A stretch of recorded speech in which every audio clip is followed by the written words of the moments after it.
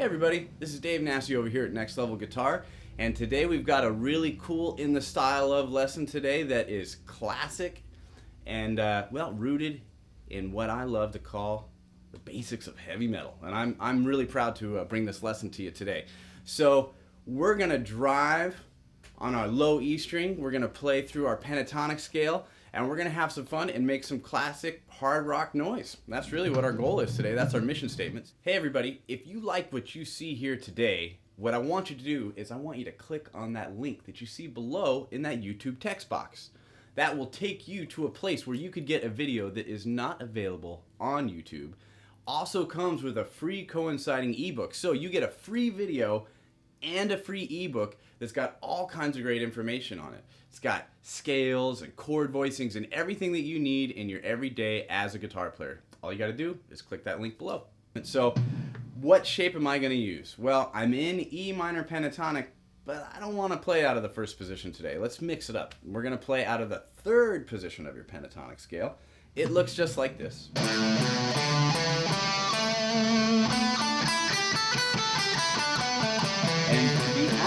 I'm going to focus primarily just on the low strings, on the E, the A, and the D string, and I'm going to center it around this driving rhythm.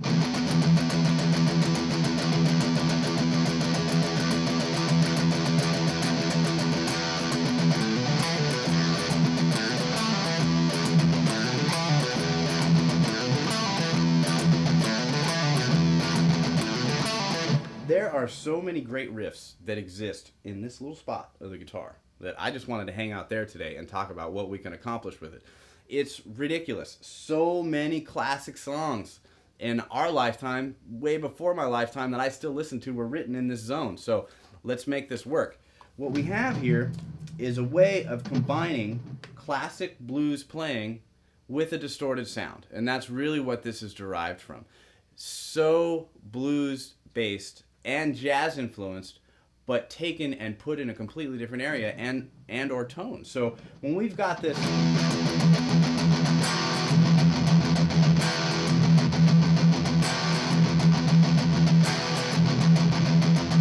real driving rhythm, and let's just talk about how to strum that, because that in itself is kind of a bit of a different pattern. We have, turn this way so you can see it.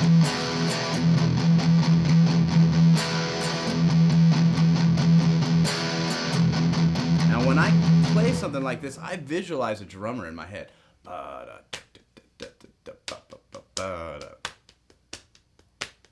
And you really, I kind of, when I think this way, I'll be honest, I think that my right hand actually is more of a downstroke motion. I'm not a drummer. I like to fake it that I'm a drummer. And when I do these beats, a lot of times that's kind of what I'm thinking in my head. So when I have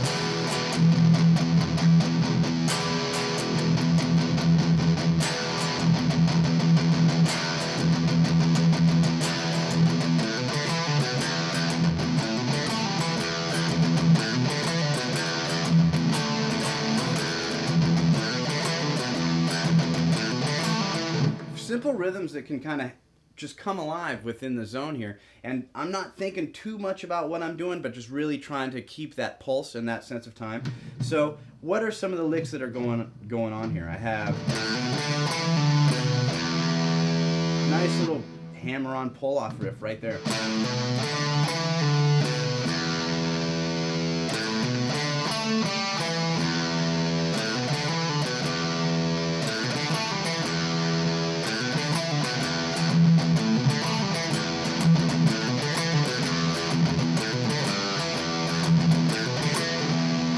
Within this, let's talk about something that's really cool. Really nice.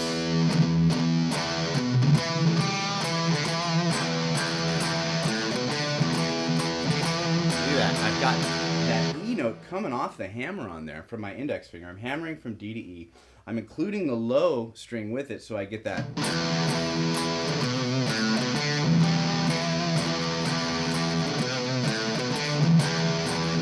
Where else can I do this kind of idea? Well, I can take it up here.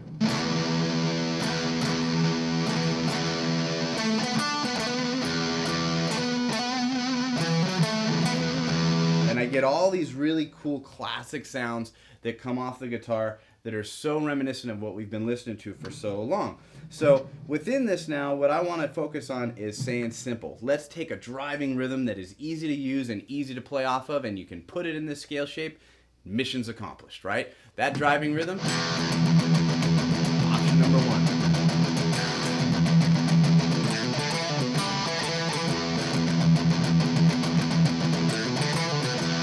Right? Or we could go. Notice how I break it up there. Almost like the riffs kind of come in a halftime feel. But everything is just achieved right there in that low section. Well, now let's split the difference. And let's talk about what is called a tritone. Okay? So if I split the difference here, I'm going to shoot for the middle. I'm going to go to 6. Listen to what happens when I play an E chord. And I go to...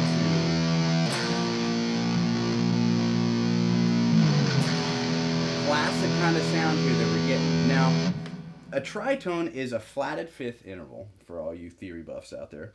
But we've heard this particular sound so often in metal. So how can we spin this? That's where it sounds like us. Sounds like something that you would do, not like something somebody else would do, but we're inspired by what we hear and what we like and what is used in this area. Well, I'm going to make a cool chord out of this E, and I'm going to fret it like this. So what I've got there is I've got my pinky. You could maybe even use your third finger if you're more comfortable. I've got 2 E's in a row. I've got the low E, then I have this E. I've got F sharp here, and then I'm going to let my G ring under it. That gives me really dark, ominous sounding kind of chord there, right? We can use that in a nice way with that tritone. Let's add another E in there. Right here, I got my E with my middle finger. Look at the chord that just came out of the middle of nowhere. All of a sudden, we've got an E here, an E here, an F sharp, a G, and another E. Of course, that means we got the high E too. All these neat sounding chords. Well, I want to go to this note. I don't want to sound like everybody else. I'm going to put this finger here and this finger here.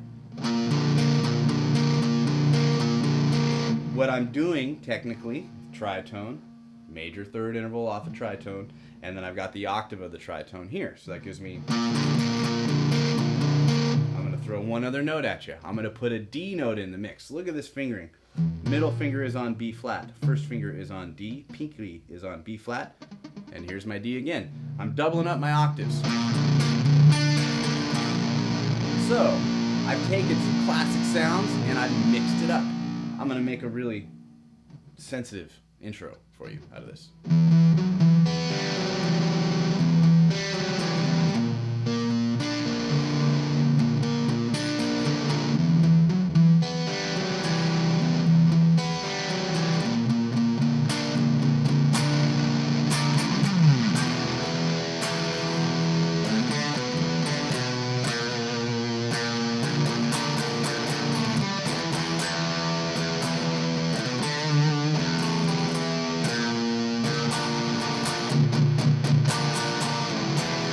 Alright, I think we have exploited that scale and that position enough. But you know what we did? We took something cool from our childhood and we made it our own. They came up with it, we took it in and we said, hey, you know what? I'm going to identify what that sound is. I'm going to have fun with it and I'm just going to apply it in a simple context. That's what we do here, over here at Next Level. We take things that are in the world, we spin them, we present them back to you, and we make it so you can learn from them. So you know what? Go to the website. There's all kinds of information on that website. More in the style of lessons, all kinds of various lessons and instruction on various techniques, styles, good information. Everybody, I'll see you next time, and I appreciate it.